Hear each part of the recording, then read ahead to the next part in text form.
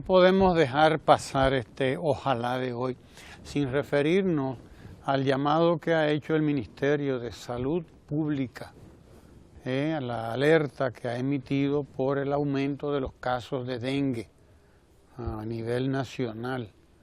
Entonces era de esperarse, hay mucho calor, ha llovido, no como quisiéramos, pero ha llovido. Y si hay dos cosas que necesita el mosquito para reproducirse, esas dos cosas son calor, mucho calor, y agua. Y ya pues tenemos calor y tenemos agua, o sea que hay mosquito que manda madre y mosquito que reproduce por lo tanto la especie particular que transmite el dengue.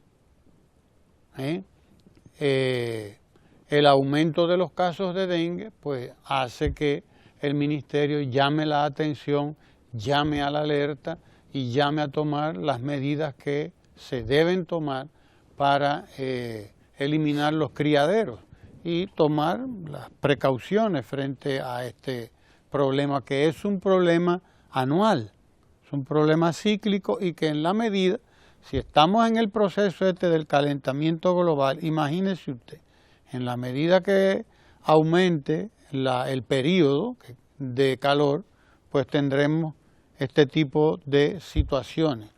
Pero se trata también de una cuestión, porque hay dengue todo el año prácticamente en el país. Lo que pasa es que esta es la época en la que se presenta el pico de casos de la enfermedad por las razones que he dicho, del calor y del agua que convergen.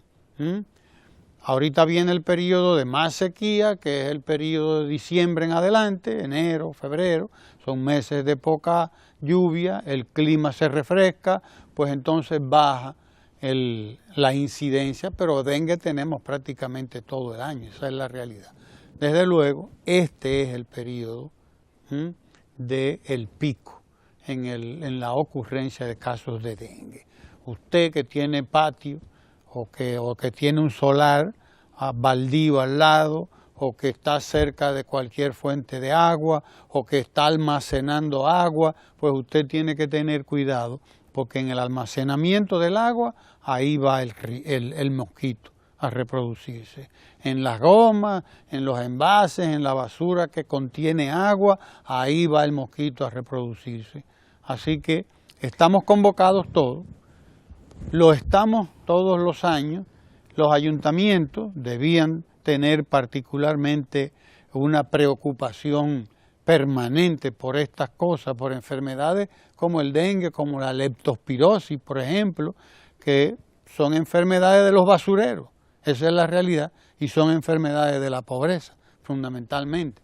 O sea, cuando un clase media alta, un rico, se topa con dengue, es porque fue a algún sitio y lo atrapó, porque no son enfermedades típicas de los lugares donde no hay pobreza. Estas son enfermedades de la pobreza, de la falta de aseo, del hacinamiento, de la acumulación de basura y de la falta de educación en sentido general y de acción masiva, coordinada, de organización de las comunidades, de los ayuntamientos. Esa es la realidad.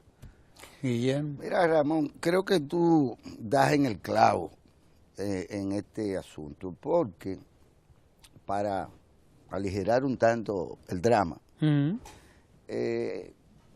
yo estoy seguro que muy pocos dominicanos, ricos o pobres, no recuerdan el spot preventivo o de difusión preventiva contra el dengue, que en este Canal 4 debe haberse pasado a nivel de récord Guinness durante todos estos años. Miles de veces. Miles y miles de veces, hasta el punto de que ya harta,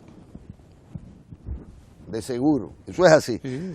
Y se sigue dando y explicando a la población en general, la prensa amarilla, azul, todos los colores. Todos los colores.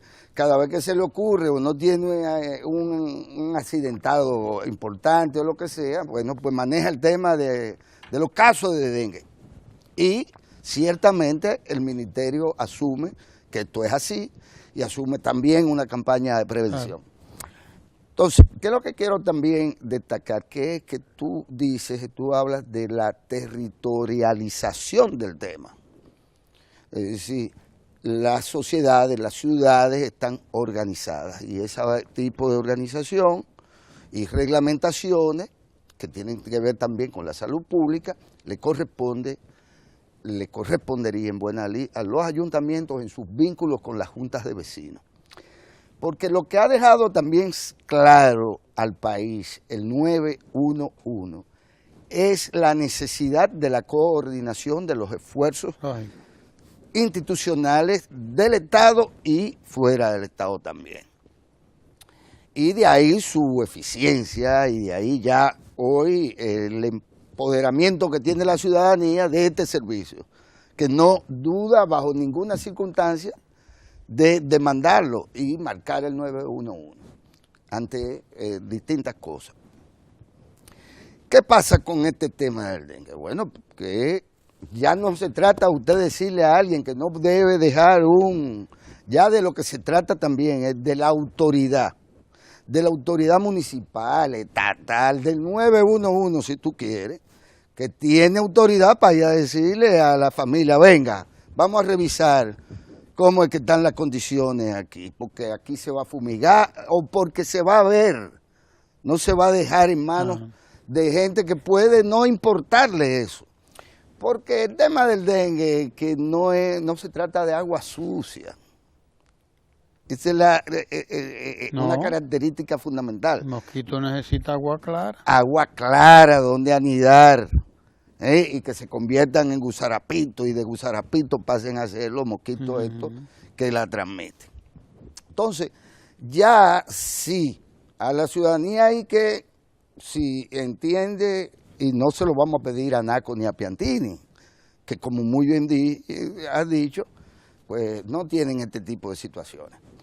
Pero donde hay comunitarios, donde hay ayuntamientos, donde hay políticos, donde hay iglesias, donde hay asociaciones de cualquier tipo, clubes, los benditos clubes deportivos estos que se gastan un dineral en deporte y nada más sirven para deporte, y esto hay que decirlo.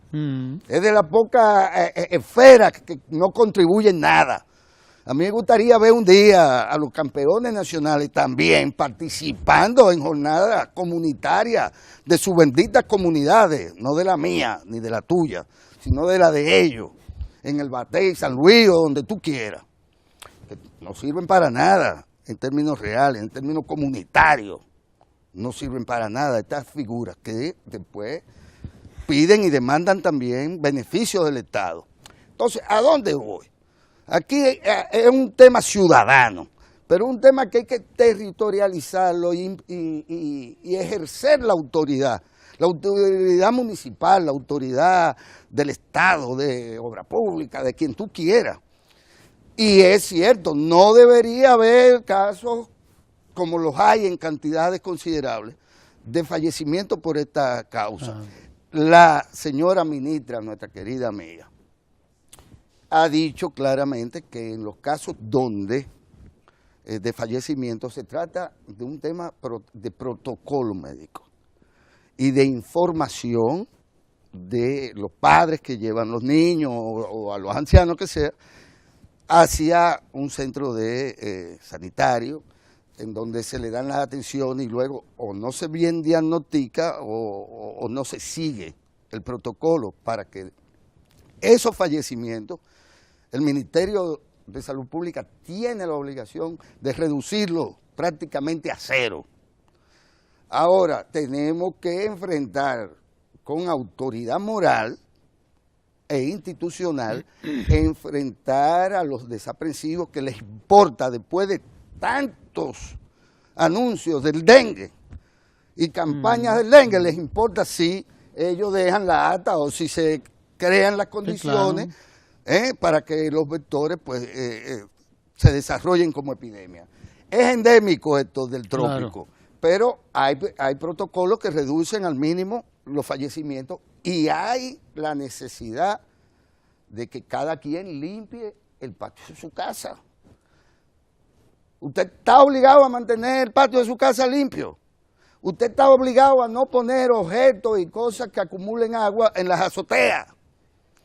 Porque en el caso de los barrios o de las ciudades de clase media alta, donde las condiciones de la vivienda y los servicios están dados y no tienen que acumular más que en cisternas, digamos, agua, porque eso es otra cosa, el tema de que la gente donde hay carencia de estos servicios tiene que acumularla. Está obligado. Pero ¿quién no sabe que tiene que untarle un poquito de cloro? Cloro untado y tanque tapado. Y tanque tapado. Sí. El que no se sabe eso, aquí hay que darle una pela. Así de simple. Mira, Guillermo, otro tema interesante para el día de hoy. Se informa que la ciudad Juan Bosch, el proyecto Ciudad Juan Bosch, ya no es nada más un proyecto y que está en las calles y en las cosas. Ya están levantados los primeros edificios de la ciudad Juan Bosch. Estamos hablando del proyecto habitacional más grande que se haya concebido en la historia de la República Dominicana. Es ese que estamos viendo ahí, 3 millones de metros cuadrados, con 25.000 viviendas, además, que van a ser construidas, levantadas allí. Y por lo tanto hablamos de una ciudad que va a tener más de 100.000 habitantes. 75.000 se estima. Se estima mínimo 75.000, ¿no? Sí. En una primera apuesta, como dicen. Sí. Entonces, 100.000 personas. Ahí ya está. se ven 400 de viviendas, los, exacto, de los apartamentos. edificios, de los apartamentos, sí. Sí, Es y decir, estancias y 2 estancias infantiles. 2 estancias infantiles. También, 2 estancias infantiles con sus respectivas escuelas también. Estamos hablando y que ya los servicios básicos están instalados. Que están instalados todos, sí. La electricidad, teléfono, agua, drenaje, por fin una ciudad dominicana que nace con su drenaje, porque todas ha habido que hacérselo después, y la mayoría, dicho sea de paso, no lo tiene. O sea, la mayoría de nuestros pueblos del interior del país... El alumbrado es soterrado, no tiene, el alumbrado está soterrado. Estamos hablando debería de un parque... tener tubería de gas también. Bueno, no sé, pero me imagino que sí, que eso está contemplado ahí, porque esta es una ciudad hecha y derecha con su cuartel de policía, de bomberos, con su sistema de transporte, todo. Pero lo más importante de ese proyecto, Ramón, es la modalidad del fideicomiso y el financiamiento a un 8% a 20 años. Sí.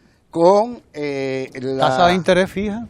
Tasa de interés fija a 20 años, pero además con el bono del Estado. Claro. Y el sector privado participando. Y que está abierto a absolutamente todo aquel que no tenga vivienda, que tenga menos de 65 años, tengo entendido. Sí. Sí, y que no tenga una propiedad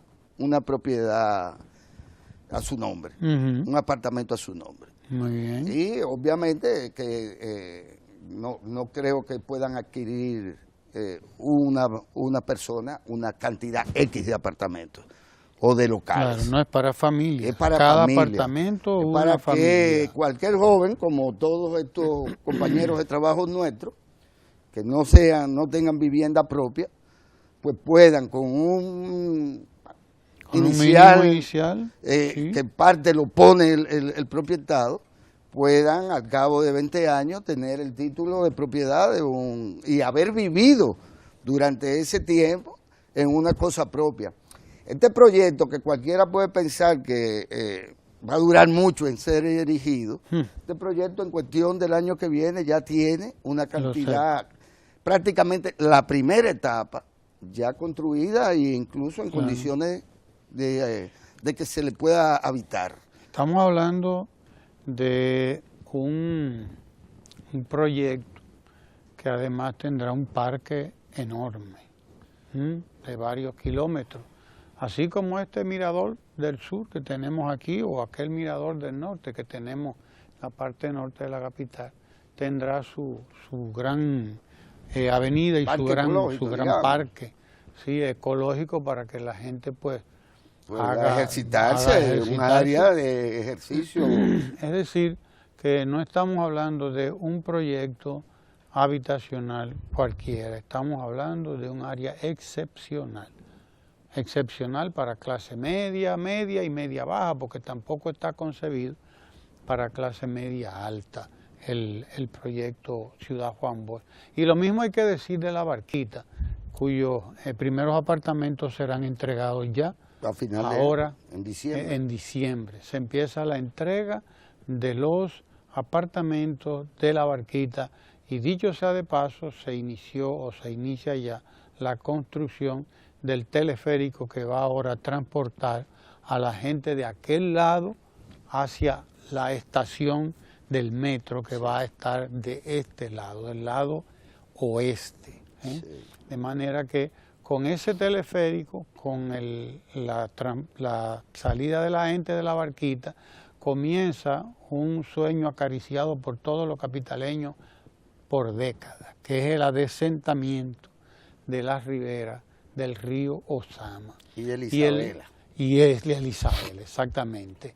Que además empiezan a ser rescatados estos ríos. Sí, ahí está La Barquita, ya los edificios levantados, casi totalmente ya, ¿no? Sí, es un proyecto.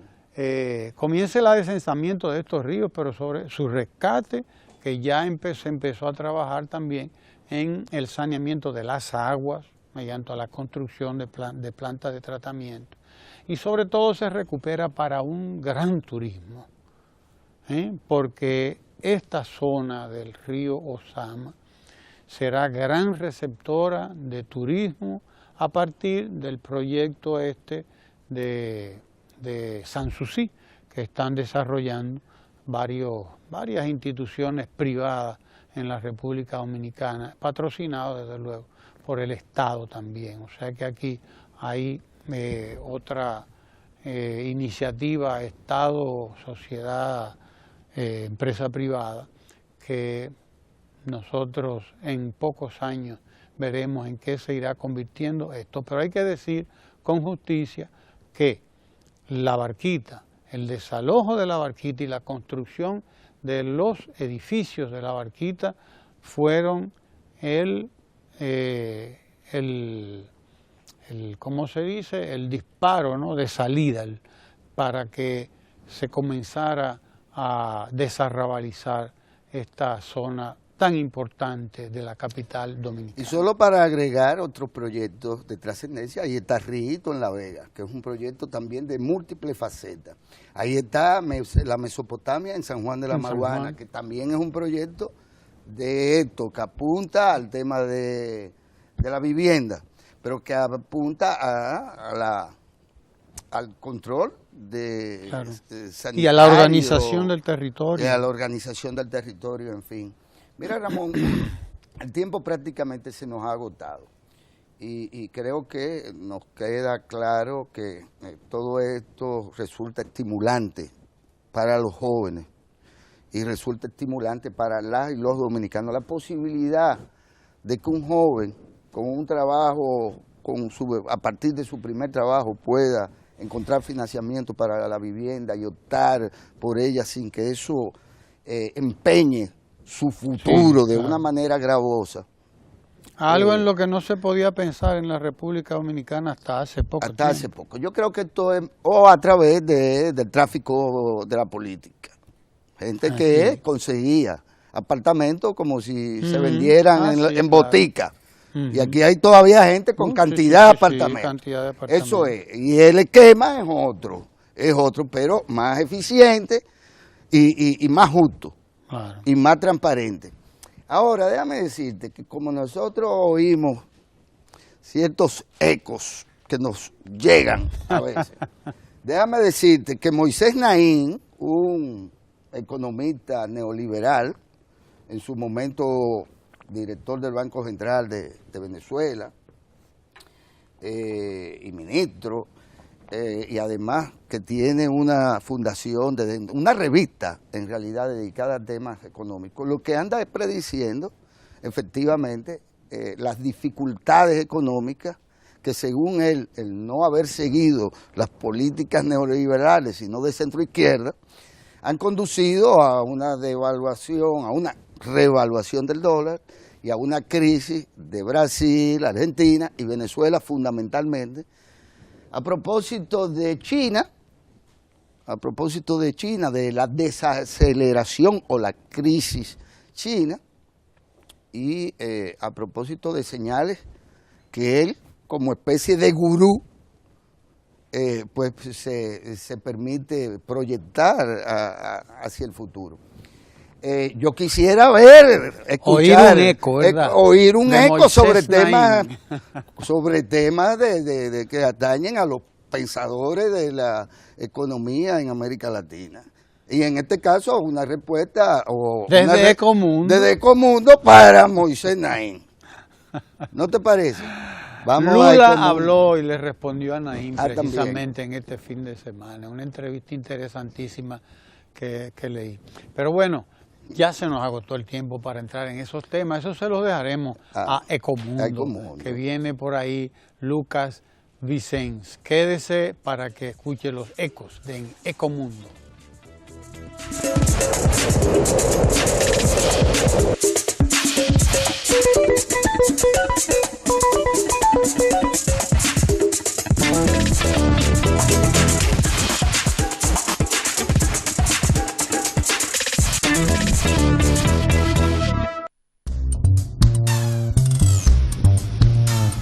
Cuando nosotros vivíamos aquí, yo creía que estaba malograda y fue una depresión que me dio. Ay, porque estábamos en un peligro en la playa. Teníamos que salir huyendo cada vez que había un ciclón. Nosotros estábamos, era que no dormíamos, trasnochándonos. Yo hice un baño atrás y vino el mar, hizo fum y me lo llevó todos los cubos que habían entre el baño, lo llevó. Vivíamos mal.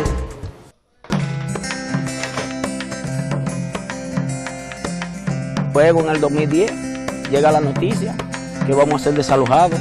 Que iban a construir un malecón y que le iban a hacer sus apartamentos, que cedieran ese terreno. Nosotros cedimos voluntariamente.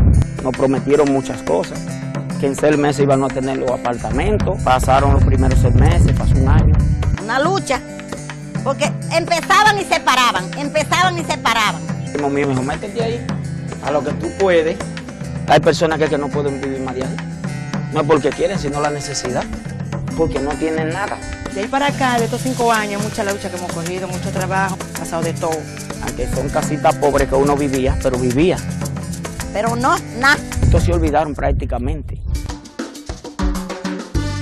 Cuando vino el presidente al consorcio y a inaugurar la clínica, nosotros fuimos.